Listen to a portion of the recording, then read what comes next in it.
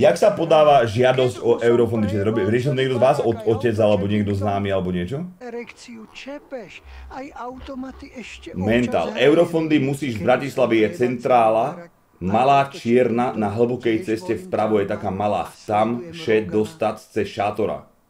Mám číslo. Kokot, choď do piči 652, už ulož si ho. Ja by som ti takú napálil na ten nos hnusný. Čo ti jebe. Naža snaží, keď na Discorde budú aj tak vyplakávať všetci, a to je jedno. Ej, otec to robí, že z žiadosti musíš si zajít pro povolení následovne a chod do piči, ty pripíš, lebo ti má najvem na nos. Bodyguard a mentál, vy dvaja.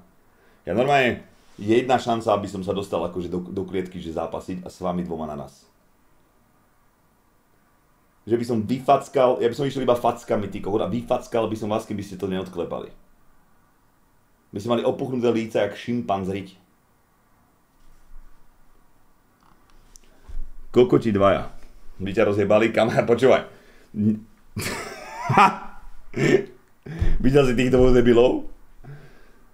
Čo ti jebe? To by som mal väčší stres záhradných trpaslíkov, čo sa nehýbu.